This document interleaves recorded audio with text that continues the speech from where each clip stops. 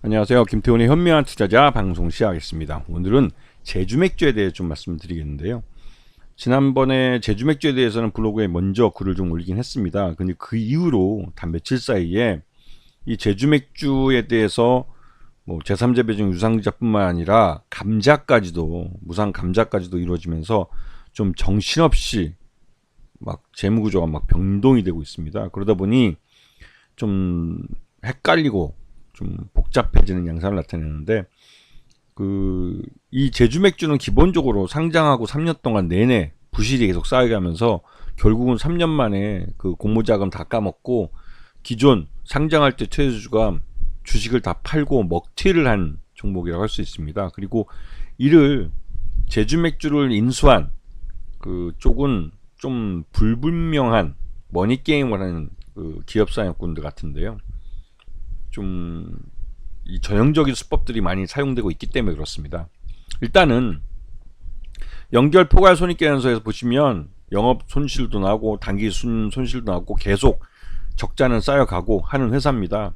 최대주주였던 MBH 홀딩스가 이제 보유 지분을 매각을 한 거죠. 일가족들하고 다 해서 이 WHM이라는 이 회사의 6.83%를 넘깁니다. 매각을 하고 여기에 이제 스톤브리지 벤처스가 갖고 있는 지분이 이제 이슈가 되는데, 상장하고 3년 동안 충분히 기회가 있는데 안 팔았으니까, 물론 스톤브리지 벤처스하고 이 과거 최대주주였던 MBH 홀딩스하고 뭔가 좀 이면 계약이 있었다면 모르겠지만, 일단 이 둘 간의 거래 관계는 이 둘 사이에서 풀어야겠죠. 자, 무엇이 됐던 간에 WHM이 이제 인수를 하기로 했는데, 이 회사는 자동차 수리하고 부품 유통업을 하는 회사입니다. 그런데 이 회사가 자본금 2억밖에 안 되고 매출도 26억에 단기 순이익이 3억밖에 안 되는 회사예요. 그런데 이 회사가 거의 50억을 들여서 지금 인수를 하는 건데, 이게 좀 의심스럽더라고요. MBH 홀딩스는 이제 최대주주 지위에서 물러나게 되니까 보유하고 지분, 남은 지분이죠. 6.19%를 시장에서 직접 매도를 쳐서 이거 현금화했습니다. 그러면서 이게 이제 5% 룰에 따라서 5% 미만으로 떨어진 지분을 이제 공시를 한 건데, 이제 보시면 아시겠지만 단순 투자입니다. 최대주주가 아니기 때문에 단순 투자자로서 이제 언제든지 매각을 할 수 있고 5% 룰에서 벗어났기 때문에 공시 의무도 없기 때문에 대부분 다 이 주식을 판 걸로 보입니다. 그리고 전환사채를 이 과정에서 발행을 하는데 200억 규모의 꽤 큰 규모를 발행을 하는 거죠. 그래서 1544만 주가 또 늘어나게 됩니다.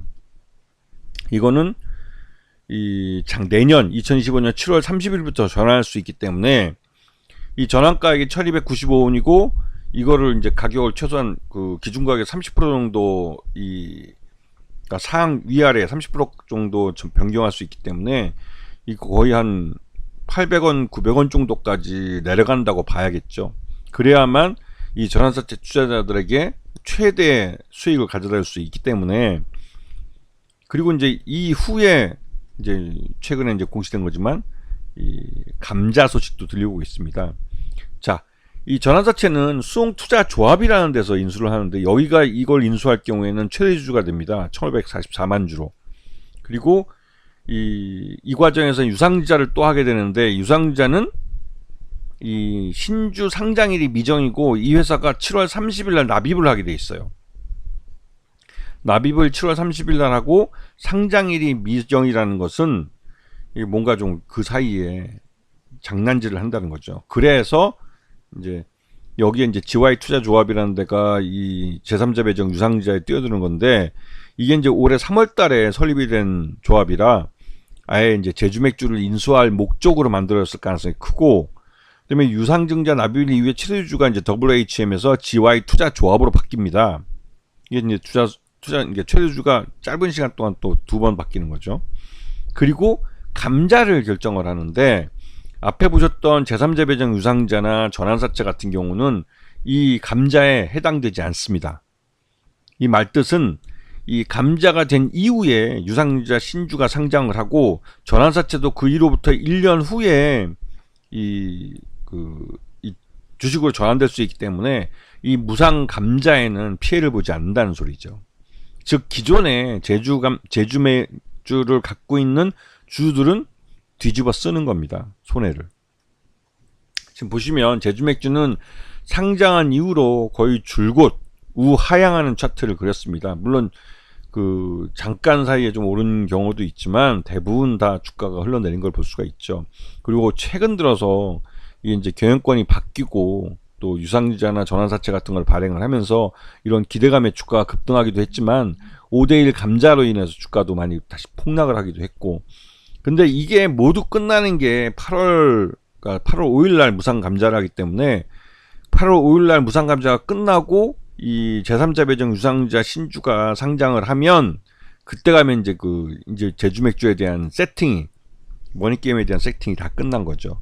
그때 가보면 이제 감자 이후에 주식 주가도 이제 그만큼 그 5배가 올라 있는 상태고, 그러니까 10,000원 조금 될 것 같은데요. 이렇게 해놓고 거기서 이제 계속 유상증자, 그러니까 전환사채 투자자들은 대박이 난 거죠.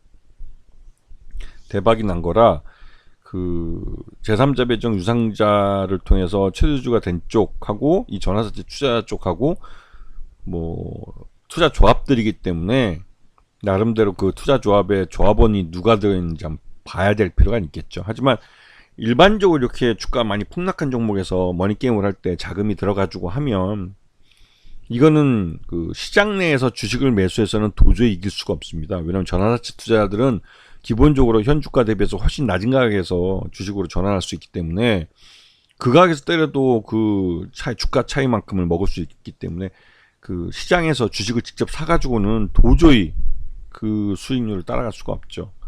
결국은 그 전환사채 투자자들을 위해서 이 나머지 시장에서 주식을 샀다 팔았다 하는 사람들이 어떻게 보면 머니게임을 내주는, 그런 판돈을 내주는 호구가 되는 거죠. 호구. 그래서 이 제주맥주는 전형적인 머니게임의 양상을 보여주고 있는 겁니다. 굉장히 복잡하지만 순서대로 쭉 놓고 보면 경영권 매각하고 뭐 전환사채 발행하고 제3자 배정 유상증자도 하고, 그 다음에 마지막에 이제 무상 감자를 통해서 기존 주주들 주식을 싹 밀어버리고, 그리고 자기들 주식들로 최대주 지분을 대부분 뭐 50% 이상 가져갈 수 있게 만들고, 그렇게 해놓고 이제 이 머니게임을 하는 거죠. 그 이후에 뭐 주가를 끌어올릴 수도 있겠지만 그렇게 해야 전환사채 투자자들의 이익을 극대화해줄 수 있기 때문에요. 그런데 그때까지는 기존 이 제주맥주 주주들한테는 손해를 뒤집어 쓰게 되는 그런 구조가 만들어지는 겁니다. 그래서 이런 종목들을 투자하는 게 굉장히 이제 불나방이 되는 거죠. 섭을 지고 불에 뛰어드는, 참 손실이 굉장히 커질 겁니다. 그리고 향후에 이런 주식이 나중에 주가가 올라서 그 손실을 메꿔줄 수 있을 거라는 희망이 있지만 그건 불확실한 미래죠.